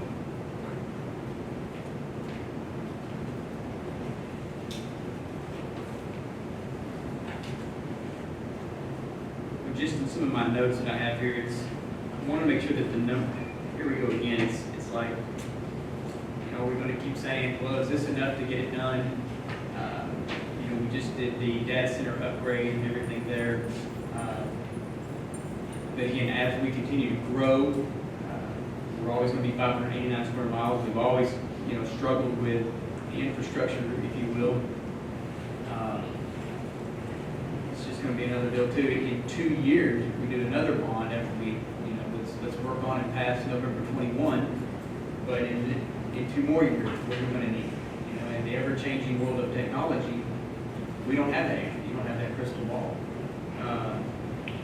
You just got to, and then you just have to say also that the teacher device is going on 7 years before, proper replacement is not good. 95% of the network equipment that's outdated on campus is not good. So again, it would just be a question of, is this going to do it? Or is this just another Band-Aid that we've been continually putting on the technology side? Maybe not here at Central Office, because this is the hub, but, is it enough to do what we need to do at all campuses? Yeah, we feel very confident in these solutions that we put together. My team has been extremely dedicated and working with a lot of partners to really make sure that the improvements that we make are not only fiscally responsible, but that they're built in a way that can accommodate growth and be flexible with the changes of the district. And with what, if we're able to really take care of the campuses that are outdated, with what we've done here with the data center and everything that's going on here and the upgrades to Smith Valley High School for their bandwidth, I guess is what it was, is that sufficient to cover the entire district? Yes, the bandwidth is sufficient. Luckily, we have a very good partnership with our internet service providers at the moment, but we believe that we can accommodate the growth using our current bandwidth for at least the next 7 years. Thank you. Thanks for the presentation. Just a couple quick questions. So in regards to the teacher and student devices, those would probably be the shortest term life cycle in this bond package. Is that accurate? Yes, that is accurate. Yeah. And so I would assume that we would take the device timeline that we had put together as far as swapping out and changing out and those kind of things. That's just going to be a continuation of what was started back in 2015. Yes. Yes. Okay. And then how long? So the ask for the teacher devices and student devices. How long do you see that amount covering our needs? Well, we really like to look at a refresh cycle of about 5 years. Okay. And that is where we find a sweet spot between being fiscally responsible as well as maximizing the compatibility with your greatest technology so that things don't get too slow. So about 5 years for these. Correct. Okay. One of the things, board members, that we did back in 2015, I believe, Mr. Anderson, was for those shorter life cycle type items, we separated that out into a 10 or 15-year bond. What was actually, we try to target the expected life cycle of the asset. So we try to make sure we work with a financial advisor, the organization matches up to the life expectancy. okay? So it's so just so you all know, so like we asked for land, it could be a 30-year bond. This is obviously tremendously short, so it's a much more fiscally responsible, smarter ask. And so I think obviously we would try to do that again. That would be available still as an option. Okay. Very good. Thanks for the information. So I think this was well thought out. I appreciate the thoroughness, and quite honestly, I think this is something where obviously historically we've made the decision we're not going to be a one-to-one district, but we do need to have the technology available, and it needs to be up to date. We'd hate, we have a great reputation now in our ISD, but this is the kind of thing you have to keep refreshing so that we don't get a reputation that, oh, they're a good school, but, the technology doesn't, especially in a place like San Antonio where cyber is a big industry, I think this is hugely important. So I just my only concern is that it is enough. It sounds like you're confident that is.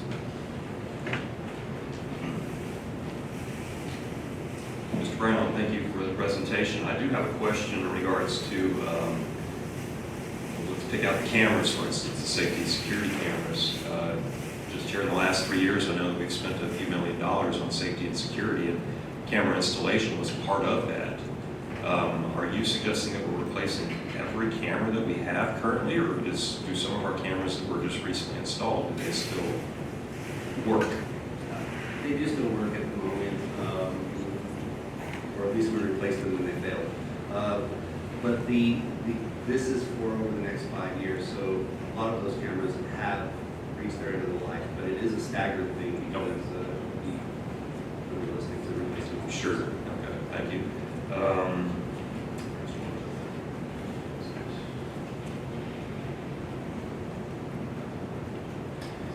So when I add up the devices, we're looking to break this out over a time period with elementary and middle schools, and then come in with high schools, and 2023.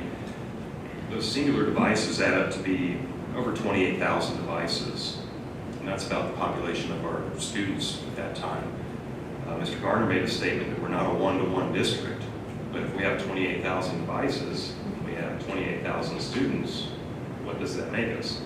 So I guess what I need is maybe a little bit of clarity. Are we becoming a one-to-one district with technology and iPads, or am I misreading what these devices are? I understand they may not all be an iPad. So what is inclusive of the definition of classroom devices? Well, these devices that we're targeting very specifically are touchscreen Chromebooks that flip 360 degrees and turn into a tablet mode. But to address the ratio that we're talking about, one really denotes that you assign a device to a student. We're making sure that the devices are in the classroom. And so it's a fortunate coincidence to find those numbers together, and there is a little bit of room for our growth there, but we are not assigning devices to students. Okay. So if we're not doing the one-to-one, and I certainly would love to have a computer for every kid in every single classroom sitting there waiting for them when they show up, is that necessary? That we do have a computer in every classroom sitting there waiting for these kids to show up? We're all familiar with the cows that are rolled around through the hallways. Are we stepping away from the cow carts? Are we changing the way our instruction is going to be handled in the classroom a little bit? Are we asking our teachers to do things that they've not done traditionally by looking at all of this technology here? So I'm all for technology. I just want to know if we're changing how we're doing our instruction through the use of this technology on this bond. We're not making a very huge pivot in terms of the instructional aspect of using the technology. I think that the cow cards will still be available, but it will be with different devices, not the MacBooks that we've been having for a number of years now. I think that the Chromebooks have become more durable. You know, our assessment back in 2015 where they were not as durable at that time period. So I think the durability helps us out. We ruled out tablets, you know, not all of it, but essentially for a device for students, because we'd rather have a production device for a kid. And obviously a laptop with a keyboard helps in that regard. I think that what we always talked about is one-to-one accessibility when it comes to technology usage. We still allow some DIY to be able to bring your own device to our school district as well too. I think for a school district to commit to a long-term on any device for a one-to-one that is assigned to a child can be very costly. And the maintenance, the monitoring of it, and all sorts of things, unfortunately, in society that we deal with, can be also very taxing as well too. Perhaps we'll get there at some point, perhaps.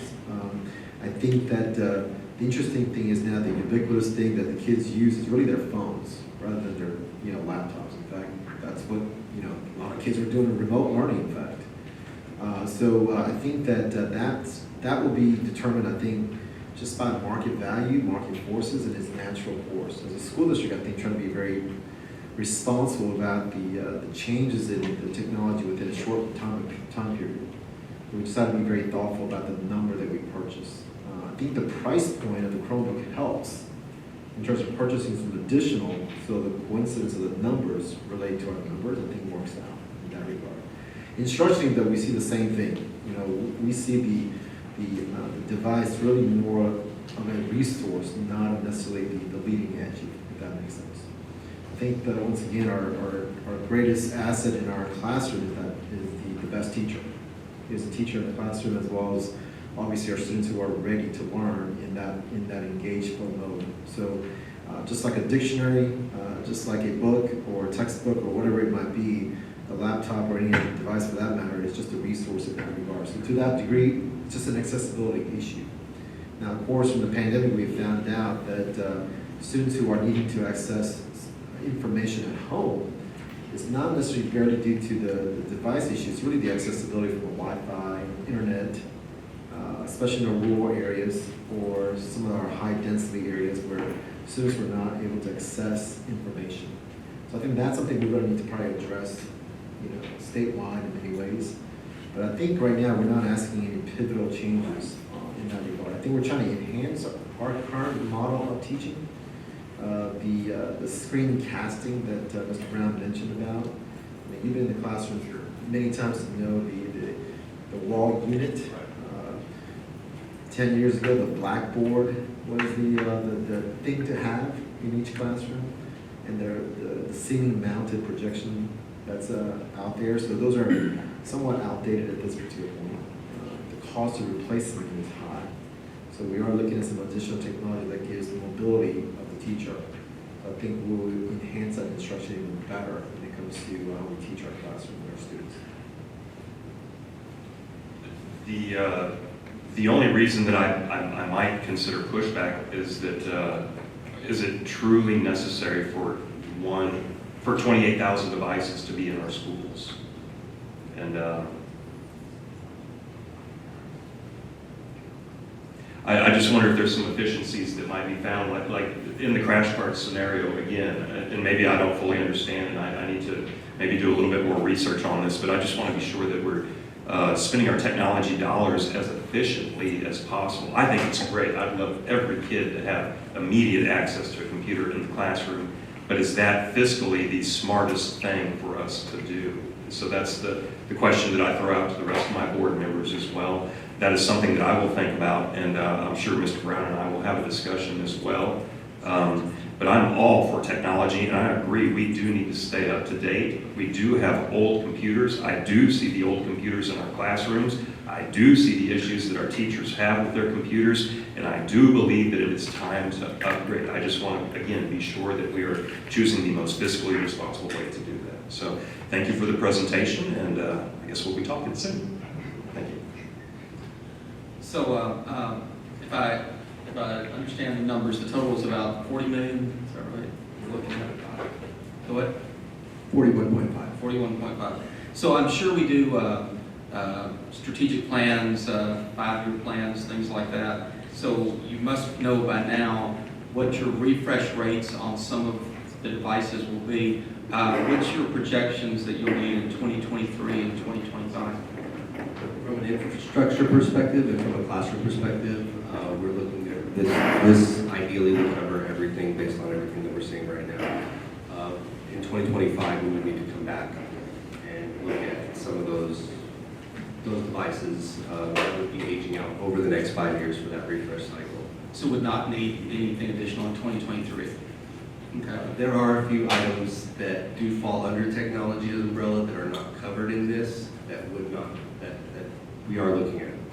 So this is kind of a catch-up, if you will, with some things that are falling behind. Yeah. You know, always in business, you rank what the priorities are and what's the most important. If you were to look at your teacher devices, student presentation, screens, the various things, if you needed to delay something, if it was less important than others, which would you delay? That's a good question. I would say if I was going to delay something that needed to be delayed, it would be the digital displays. The projectors or televisions in the classroom. And what would be the highest priority on that $40 million list? The highest priority would be getting the devices in the hands of the teachers and the students. And the students. Those refresh devices for the students and the teachers. Great. Okay, thank you. Very good presentation. I really appreciate it. Thank you. Mr. Brown, so you talked about screen sharing. I can't believe we still don't have that capability in our classrooms. Having two teenage boys that are very cybersecurity and into engineering and all of those things, I hear it all the time from them that we are so far behind in what we could be doing from a technological standpoint in education, because there is a lot for the future for that. I appreciate you and your responsibility doing the outdated, not going too far ahead, because devices go 5 years, right? So I appreciate that responsibility of that. I can talk a little bit with Nancy about that 1-to-1 ratio. I hear what you're saying. I also have, one of my sons has asked me for a laptop for next year because they use Echo, they use Google Classroom, they do presentations, and we, real strong in that new tech network where they do presentations. It's a lot of technology that they use for that and to do their presentations. and not every, and I had to buy one for Bradley. Not everybody can afford to buy those devices. So if we can offer that technology to our students, I think it's super important because that's the way everything is technology. I'm never going to argue about security upgrades, servers, all of that. I hear it a lot in my house, having a network engineer as a husband, but that's got to be an important piece. So we need to make sure that we're giving what we need to for that. Did have a question about the data center equipment. When we built that data center, we built it for growth, right? So that is prepared to add in what you're talking about in this phone, right? Everything that we need as far as replacement, adding in, growing for that. Absolutely, yes. I just think the one-to-one, maybe pushing it, but we do have to make sure that our children are increasing the digital technologies.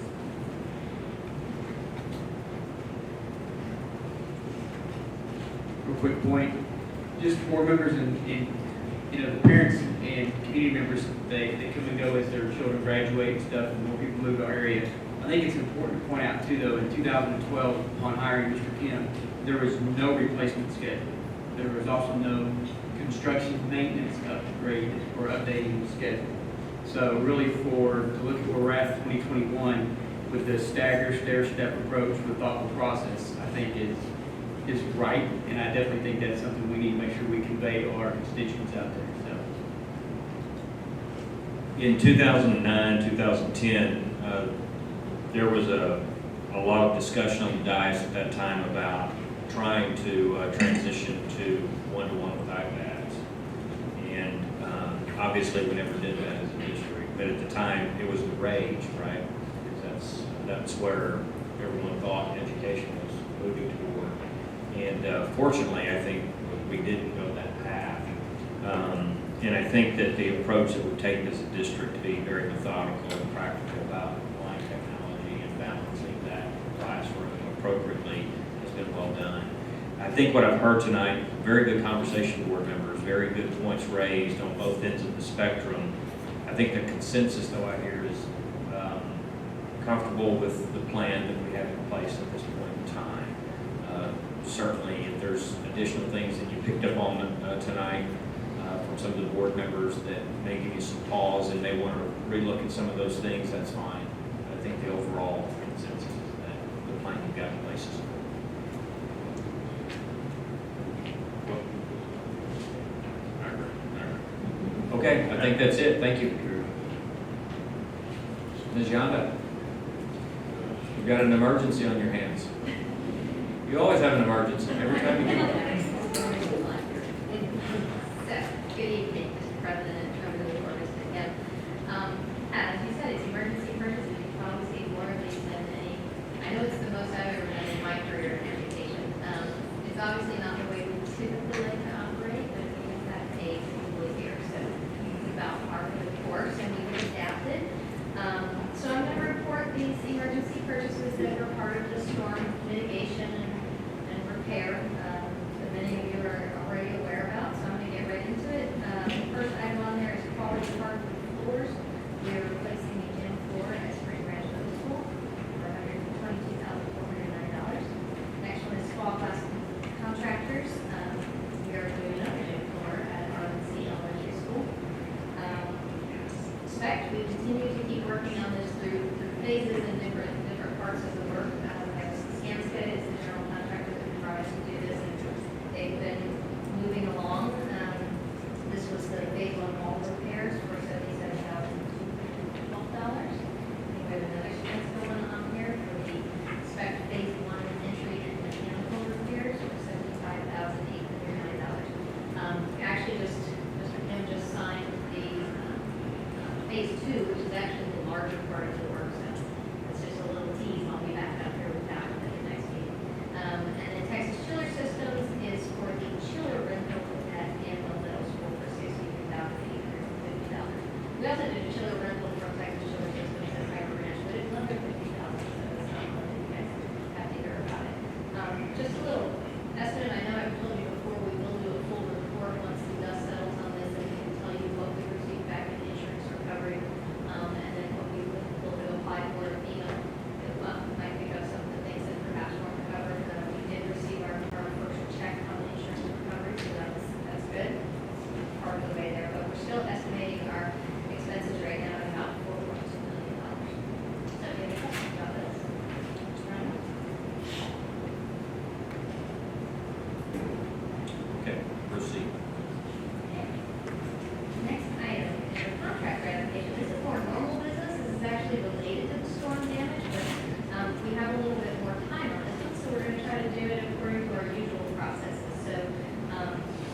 notifying the board this is a professional service agreement that falls between $50,000 and $50,000. This is at Canyon High School, the stadium press box and ticket booth, which I'm actually going to talk about that a little bit more, but we had plumbing pipes sprinkler break up from the veranda down, and water ran down into the roof of the ticket booth, and so we're going to have a whole new setup by the time it's all said and done, but obviously we can bring in an architect, and so this is the contract with LTA Incorporated for $17 million. Questions about that? Proceed. Okay, next one is the procurement update. And so, yeah, I've already given you a little foreshadowing on that. If you will turn to new items, I feel like I keep having so many emergencies that the new items are short, but the press box and ticket booth, like I said, LPA is doing the specs on that. They're actually going to have the documents to us tomorrow. We are running the first advertisement in the paper tomorrow for that. We'll have a pre-bid, and we will open that up on the 14th, and we will try to do the timing so that we don't have to do that as an emergency, though, so that we will actually go through our normal RFCSP process where we have an evaluation and a contractor ranking that we present to the board to approve. So if everything, keep fingers crossed, if everything works out, and you'll see that at the 20th. The second one, or the last one, is RFP 17-19, the depository contract extension. It's actually an RFP from 2017. Oddly enough, I didn't even notice this, it's just funny stuff, but the RFP number was the same as the years of the first term, it was for the 2017 to 2018, but anyway, I don't blame them on purpose, but they look that well. Anyway, so we have just completed we're eligible for up to 3 2-year renewals, so with the first term, you get a total of 8 years that you can have your depository contract, you have the option to go out at any of those renewal times, but at this point, I believe with Mr. Anderson and Mr. said we are moving forward with talking with Wells Fargo to complete that contract. So we will be bringing that to you in May or June. We have to have that completed by June 30th. So if you have any questions about it or any others, I have a quick question for you. You said you put the fun in fundamental. Do you put merge in emergency? I do. I don't know if no, actually, everybody else puts the emergency on my desk. Based on the timeline that you're up against, we'll have completion of that press box in time for the fall season. Yeah, the proposal has been put out with a substantial completion date of August the 1st. But we do have to move quickly on it. That's why I said I'm hoping that we can squeeze this in to get to the board for a normal process by May 20th. Ms. Yondo, while they're working on that press box, do you think they could look at the speaker system inside there? Because we're getting tired of hearing Mr. Kim sing the national anthem as much of it here than the students who are singing. Yeah, I'll get Mr. Color right on that. Already got it. Okay, Ms. Yana, thank you. Thank you. All right, Mr. Wonderlick.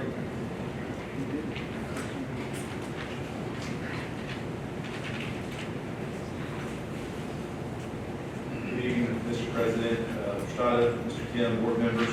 Tonight we bring the first reading of the 21-22 Student Code of Conduct for your review. Each year, the Student Code of Conduct is reviewed by the Student Discipline Task Force, which is made up of principals, assistant principals, and support staff. Their purpose is to review, provide edits and updates for recent trends within student discipline. The committee has recommended very minor changes this year, mainly grammatical and or formatting type issues that would fit our various categorical type alignment. As you're aware, the Student Code of Conduct does require board action, and it will be brought back to you next month for a second reading, and then for your approval at the June board meeting. Thank you, and I'm happy to answer any questions you may have.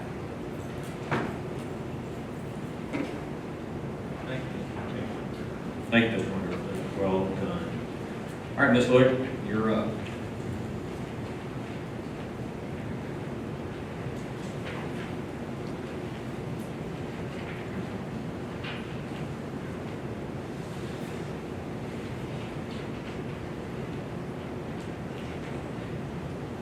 Good evening, Mr. President, Mr. Kim, Board of Trustees.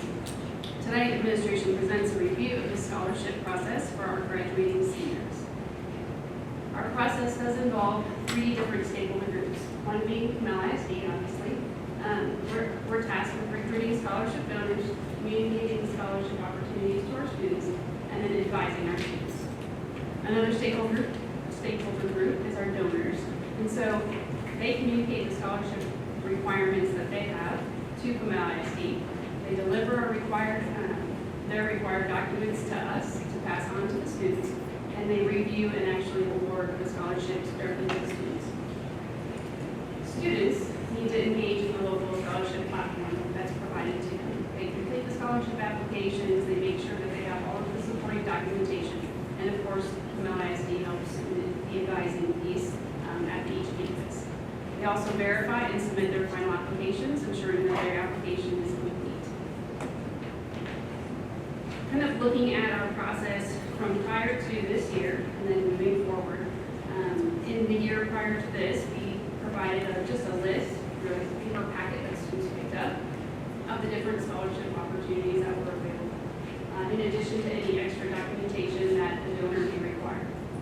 This year, as you know, we had both remote and on-campus learners, and so it was important for us to shift a little bit to make sure that all students had access to the scholarship opportunities. So we opened the Google Classrooms and digital platforms.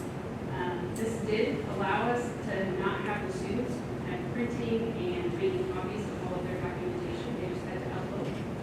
And then they had immediate access to all the how-to documents, the helpful hints, and the resources available to them to help with the applications. In addition, it's live and ongoing. So even as recent as this week, students were made aware of additional scholarship opportunities that they could apply for. In the future, we do have some changes we'd like to make. One of them being a major one, which is to streamline the process to just one access point to allow our students not only to have access to the local scholarships, but to state and national scholarships as well, so they're not going to different sites, all one-stop shop. In addition, we want the direct access to the donors, between students and donors, taking Comal ISD out as a minimum. As we look at our Google Classroom data, we are able to see that we actually, well, first of all, we back up. In prior years, we don't have data in terms of participation. Because we use the Google Classroom, now we have a way of tracking how many students are participating and are able to monitor that and make processes and plans for improvement. So this is what we're considering our baseline data. In the future, we'll use this to make sure that we can increase participation as you see in each of our campuses. Some successes that we'd like to highlight from this past year is the calibration across our campuses to ensure that the messaging to students was clear and consistent across all of them. We calibrated the local scholarship donors. We actually increased the number of local scholarship opportunities this year. We increased the number of community partners. We also launched the helpful hints and tips for our students so that they had that information and how to prepare their documents and their applications. In December, we also added a pre-launch prior to the scholarship window opening. So before students left for winter break, we gave them a preparation guide and helped them understand what they would need to get ready so that when they came back in January and the scholarship window opened, they'd be prepared. With everything, especially processes, there's always room for improvement, and we certainly saw challenges. We know that we need to have a platform that's easy for both the donor side and the student side. We need to make sure that we're monitoring that student engagement and participation and putting processes in place to make sure that students are aware and we encourage them to participate. They will only be awarded scholarships if they participate, right? And then the multi-step scholarship preparation process is cumbersome, and so again, we're looking at ways to streamline that process to make it better for students and donors. And then so actually tracking the scholarships that are awarded is difficult too because we have to rely on the students to tell us what they receive, as well as the donors reporting back to tell us which ones of our students receive those scholarships. So our next step, we've already begun researching a platform that will allow us to take us out of the loop, so to speak. It'll allow the donors to directly interact with the licensed students. We have our local scholarship donor breakfast coming up in June to provide us a thank you to our donors, but also, more importantly, get feedback. How did this process go for you? What is it that we need to change and adjust moving forward? We'll have the Rising Senior Summer Task List so that our current juniors will get a jump start on the tasks that they need to complete in that senior year. And then we'll continue our after action review, which is taking place at each of our campuses to understand what went well and what needs to change in the future. We'd be more than happy to answer any questions. All right, board members, in all transparency, I want to get out there. I took delivery, and I don't think I've done this all year, of asking this to be added to our agenda tonight. And those of you that have had recently or are currently dealing with graduating seniors, you know the arduous process this is. And I want to tell you, first off, I appreciate the recommendations you're already looking at making. I'm not sure what had happened in the process this year, but one of the things that this came to our attention this year was the students, as you know, spend a lot of time building these packets and applying for these scholarships. Some of them apply for 30, 40, 50 of them. It's a lot of work. And because there's a lot of great opportunity out there, and that's a reflection of our counselors and the generosity of so many of the communities at large. But one of the steps that created some hiccup in the process was at the point that the students transmitted their information back to the counselors. The counselors then had to print all of that information and to make copies. And on average, every scholarship is 6 to 8 pieces of paper. So obviously, there's the potential for error for not all documents then to make it to the actual scholarship committees of these organizations. And incomplete packages are typically automatically disregarded. And so there were some instances came up. Now, fortunately, those organizations reached back out to the counselors to say, hey, where's this particular student's transcript or whatever. And so I think the ask was, is there a better way? Is there something we need to do as a district or as a board to help support technology? And it sounds like y'all are working through that with taking that step out. Because anytime you're going to print thousands of pieces of paper, the potential for mistake is there. I would also suggest, perhaps as part of the process, maybe do a cross survey of some parents and students, graduating seniors, get their feedback and input, any suggestions they may have. And I'm sure obviously y'all probably already discussed it with the school counselors to get their feedback. I can only imagine what it would be like to spend days upon days printing all those documents up and then making sure. So if we could eliminate that step, Mr. Kim, I think would go a long way to helping ensure accuracy. Ms. Ross, I think you had a few things you wanted to mention as well. Yes, thank you. I appreciate some of these changes because I can tell you I'm a very frustrated senior parent right now. I have had a lot of conversations with students and parents from Smithson Valley and from Memorial Early College.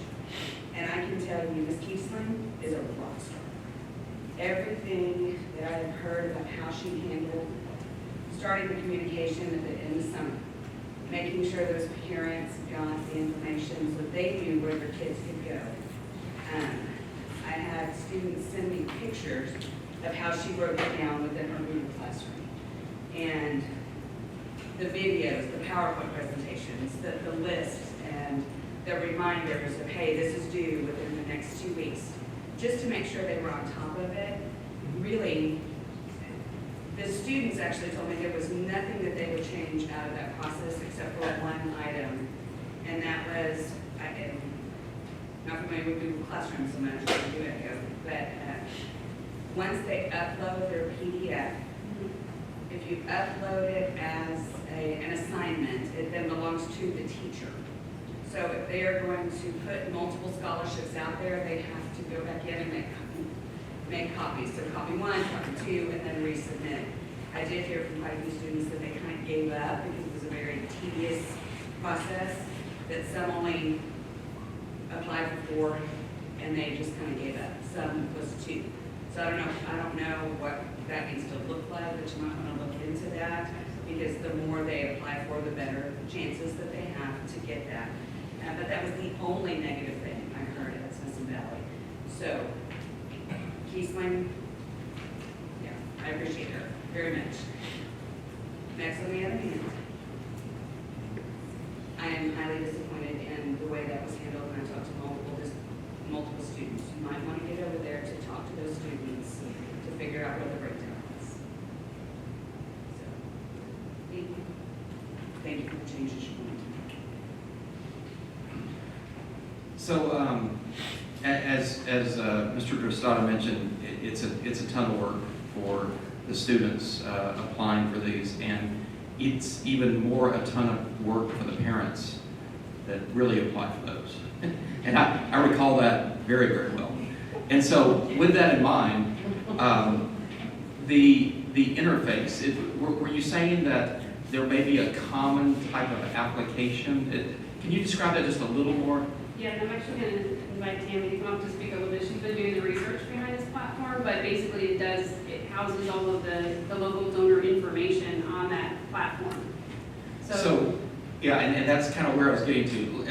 I recall there were, very specific essays. Tell us about, your experience with this insurance company. Tell us about your, animal that you did with this. And I mean, very specific essays. So would it be maybe like a common portion and then a click for the ones you want, and when you click on that, the specific essays come up? So that's a great question, and we're in the middle of researching that. As you know, we probably have about 65% of our local donors that will use the Common ISD as their common application. We have one boilerplate application that they will use. The other about 35 to 40% have their specific nuances that they want specific to their scholarship. And so that's where some of that gets to. Some of the platforms, like for example, if we wanted our students to use a platform in what we call Naviance right now. It's one specific one, and it doesn't meet the needs of our local donors. And we really want to continue to have that relationship with our local donors and not force them to something that is not going to be what they're wanting. So there are some platforms out there that we're researching where the donor would create an account themselves with this platform, and then they would model it for everything that they're looking for. So then the student would go in on their side, search for what they're looking for, find what scholarship meets their need, and then they can apply to those. It's going to take some work with our local scholarship donors and do some workshops and work them through that process and kind of change that mentality of having the paper documents and getting them to move online. But that's ideally what we would like to see, so that not only do they see their local scholarships in one place, but also state and national scholarships in one place, and feel like that one-stop shop. And then the student, yes, all those copies, those things that they're doing, they're uploading, they have that in one place, and it goes straight to the donor. So there's not a middle person that we're relying on, because the more hands that are in the pot, there are more opportunities for things to happen. So we really want to eliminate that piece. So it's the student submitting, verifying, and it goes straight to the donor, and then they pull that information out on their side. I mean, that would be fabulous. And I've seen this somewhere before. I can't remember if it was at a college level or at national level. And it was exactly that, where there was a common interface of all the information, and then the 30 specific ones, you click on it, and when you click on it, their specific thing pops up. So I want to do the animal science one, but I don't want to do the, whatever, car building. And so I click on that one, and it asks me an essay, paragraph about that specifically. So I know that technology is out there. That'd be super cool if we had something simple like that then would send them off to. So, but thank y'all for looking into this. It's as Ms. Ross says, it's a daunting challenge when it's parents and kids rushing to try to get those done at the end. So what y'all can do in this area would be hugely appreciated. So thank you. Mr. Gardner. Thank you. And Ms. Luke, I appreciate the presentation. I like the debrief of here's what we're good, here's what we need to work on.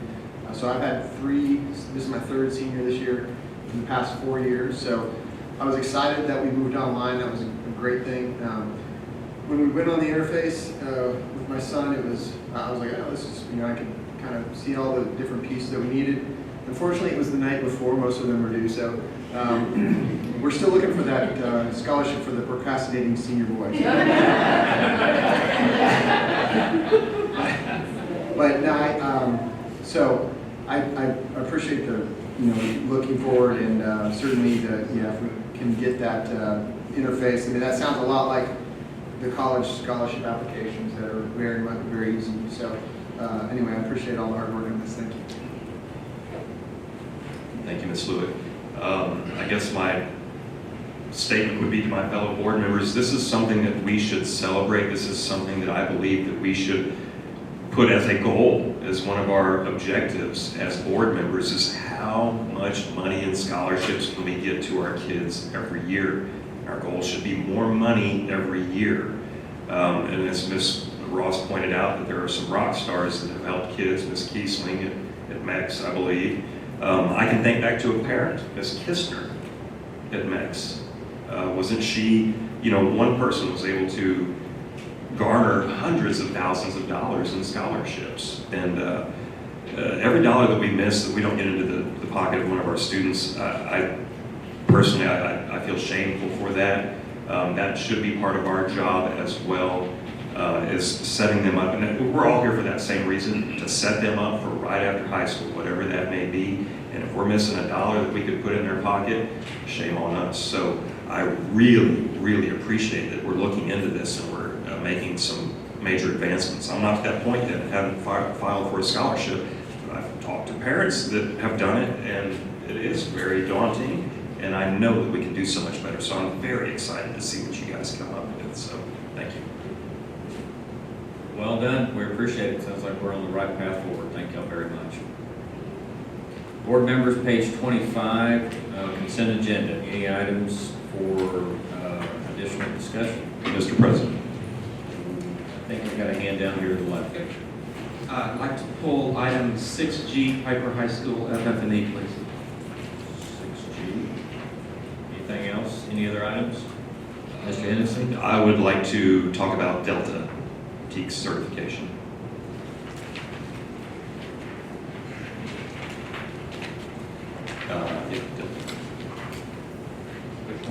Which one, Mr. Hennessy? It is the TEAC certification. It's under Delta. Oh, D, 6D, okay. Delta. Okay, so we're going to pull 6D and 6G. I'll entertain a motion. Mr. Miller. Mr. President, Mr. Miller. I move to approve the consent agenda items as presented with the exception of 6D and 6G. Been moved and seconded to approve the consent agenda items as presented with the exception of 6D, 6G. Any further discussion? All in favor? Okay, that motion carries. So let's move to 6D, TEAC certification. Who's handling that one? That was me, Mr. President. I'm just looking for clarification as to what that TEAC certification process was. Just what exactly are we TEAC certifying? Okay. Each year we have to annually just certify each of the instructional materials that we use in our classrooms. And so it's just a process that through proclamations, when we actually bring that to you as a board, that's when we let you know that they cover 100% of the TEACs, or the supplemental materials, they cover 100% of the TEACs. It's just each year TEA requires us to just update that list and make sure that we have them all. Thank you for the clarification. You're welcome. Mr. Miller? Mr. President, I move to approve 2021-2022 allotment and TEAC certification form. Moved and seconded to approve 21-22 allotment and TEAC certification form. Any further discussion? All in favor? Motion carries 7-0.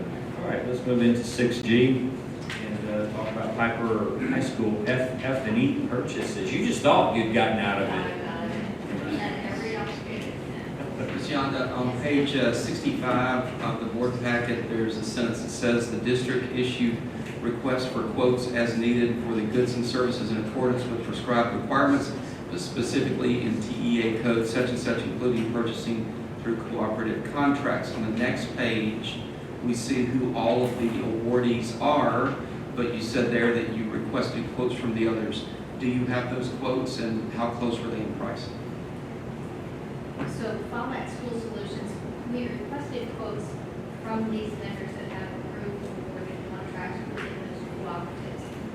Follett School Solutions is our preferred provider for our library collection, and we actually, on that, we duplicated the library collection that we had done at Davenport. So we received an updated quote on that. That's through library contract 609-20. Intech Southwest is a preferred provider for many of our products. One of the things that they do, I mean, obviously they're not a manufacturer of HP or Dell or whatever the manufacturer may be, but they do provide a white glove service where they tag the equipment, they do the setup, they do the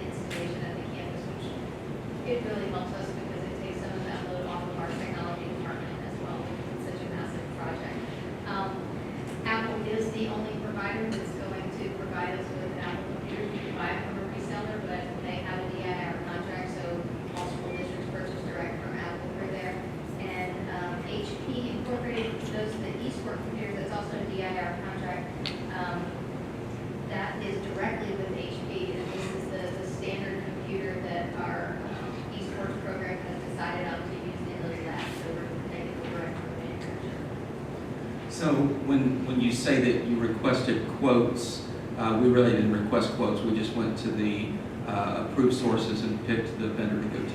Well, we do have the quotes. The actual quotes are provided in the board's information. They're all listed there. But if you're talking about multiple quotes, no, on this particular one, we did not. Okay. All right. Thank you. Mr. Miller? Mr. President, I move to approve the purchases of furniture, fixtures, and equipment for Piper High School as presented. It has been moved and seconded to approve the purchases of furniture, fixtures, and equipment for Piper High School as presented. Is there any further discussion? All in favor? Motion carries 7-0. The Board of Trustees on April 29, 2021, beginning at 8:03 p.m., will convene a closed session pursuant to sections 551.071 through 551.0821 of the Texas Government Code to discuss agenda items 7A through C.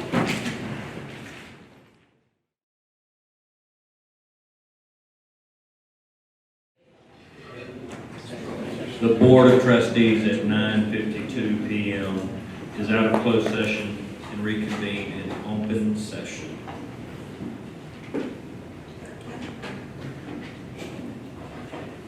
Mr. President, Mr. Miller. I move to approve the superintendent's personnel recommendations as presented in closed session. Second. Been moved and seconded to approve the superintendent's personnel recommendations as presented in closed session. Any further discussion? All in favor? Motion carries 7-0. Mr. President, Mr. Miller. I move that the board affirm the decision of the administration and deny the grievance appeal and the relief requested. Second. It has been moved and seconded that the board affirm the decision of the administration and deny the grievance appeal and the relief requested. Is there any further discussion? All in favor? Motion carries 7-0. Couple of quick announcements. The next scheduled board workshop will be held on Thursday, May 6th, and the next scheduled regular board meeting will be held on Thursday, May 20th. There being no further business, the meeting is adjourned at 9:53.